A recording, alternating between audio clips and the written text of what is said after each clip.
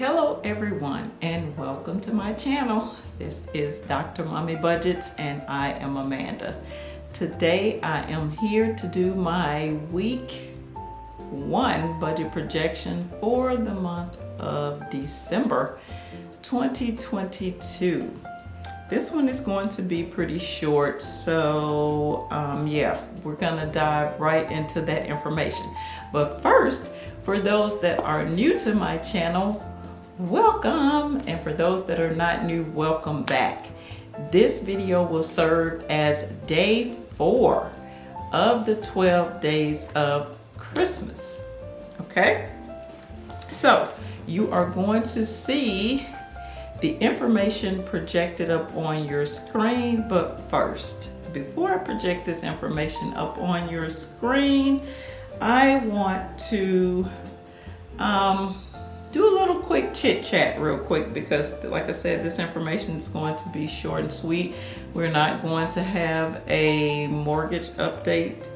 The mortgage update will be next Thursday because I was not able to make extra payments toward the mortgage this past week, because it is now the week of the regular monthly payment. So with that being said, I always have to hold off on week 1's extra monies to send to the mortgage until I pay the actual monthly mortgage payment. So you will see that come out in next Thursday's recap with the new balance of the mortgage. So I've been thinking a lot about, life, time, value, why we do things, why we don't do things. And I was thinking this morning about me being on YouTube and why am I actually doing these videos? I started YouTube back in 2019. And initially, when I first started YouTube doing videos, first off, I was like nervous, scared, shy. What are people going to think? What should I say? Am I saying the information the correct way where people will understand what I'm saying? What is my goal behind it? So naturally, it was different in the beginning. It was like, hey, YouTube was becoming a thing. People were making money on YouTube, and maybe this is the way that I can make money and all these sort of things, with YouTube. So therefore I decided, and I knew that I had a passion for finances and money and how to make money and this sort of things. This was just things I liked, to do, to think about, to be a part of. My major in college was mathematics, so it's just like numbers, money, my type of thing, so that is where it went.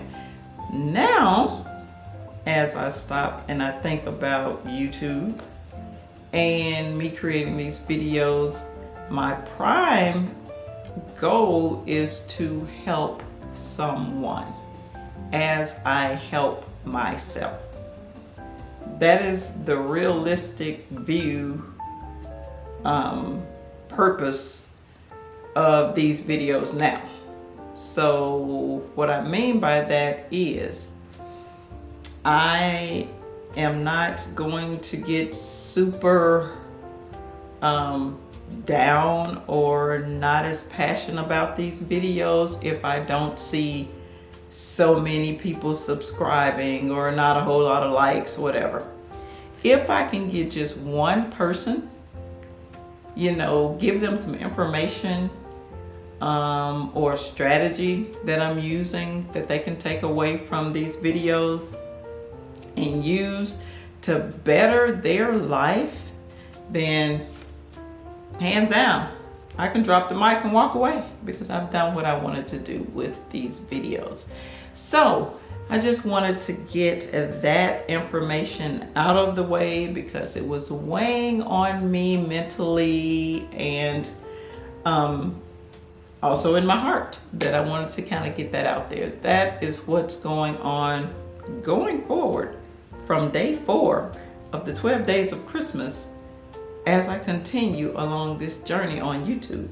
So I will be hopefully helping someone and also holding myself accountable so that I can better myself. Because if you did watch the last video, the goal here for me is to get to freedom. That's what I'm trying to do. I want to have a freedom so that I will not have to do things I don't want to do as it relates to me working and all of that. All right, so let's dive right in. Now we're going to populate the week 1 budget recap up on the screen so that you can follow along with me. I have my notes here, so I will be looking down from time to time. This is week 1 budget recap, okay?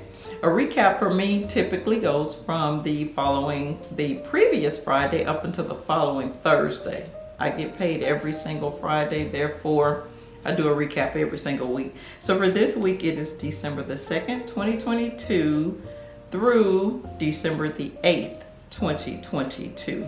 These are all of the items that I did not necessarily project in my budget projection. However, they did take place because I can just go back through my checking account log and I see where these amounts were drafted from my account.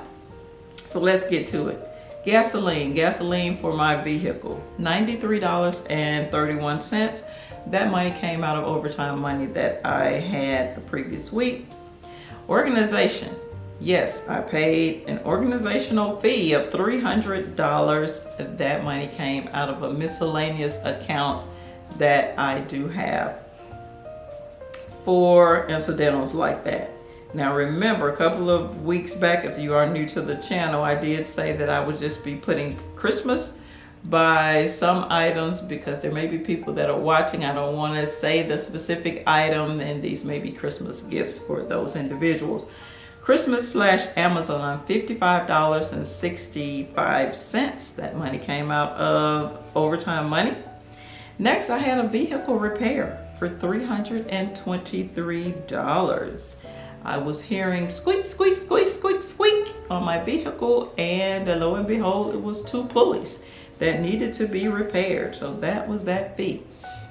Vehicle monies typically come out of my mini emergency fund. I have to have my vehicle to get back and forward to work. Well, actually, I guess I don't necessarily have to have my vehicle, but I would like to have my vehicle to get back and forward to work. So I deemed that a mini emergency. So that's where that money was pulled from. Next, we have Christmas again for $17.74. That came out of some overtime money.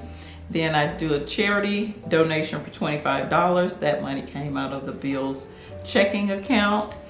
And I have another Christmas purchase for $176.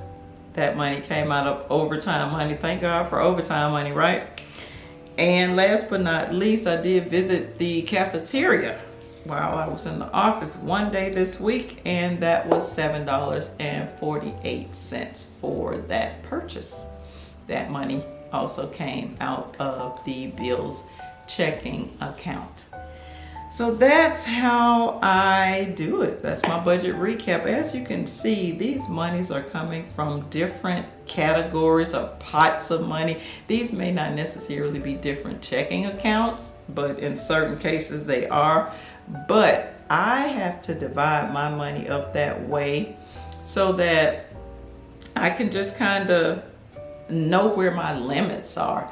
For me, if all money just sat in one account, let's just say I had $10,000 in one account and I was just spending money like this, there's no limit. So it's almost, to me, this is just for me and the way I perceive it and the way I see it, that $10,000 is like a free-for-all. So yes, I can get gasoline, do organizational purchases, Christmas gifts, vehicle repair. You know, it's like it could just go on and on and on and on, and there's no cap. There's no way where I am able to say, hey, I am getting close to the limit for this category, because it's like, hey, it's $10,000 in there. I can just do whatever. When I section my money into categories, or it sits in different accounts, I will know. Just like, for example, my mini emergency fund, let's just say it's $5,000 in there. You know, if I keep on having many emergencies, I'm going to realize that, hey, this account I'm starting to drain this account. So I need to build this account back up so that I can make sure it's all set for those mini emergencies. So it just kind of keeps me aware of where the limits are in these accounts and what I need to do to make sure that these accounts stay stocked for whatever that category of items are. That's really all I have for this video, and that is the reason why you see the different descriptions out beside each one of the items on my budget recap videos. This is Dr. Mommy Budgets, where we dream big but start small around here, and I will see you in the next video. Peace.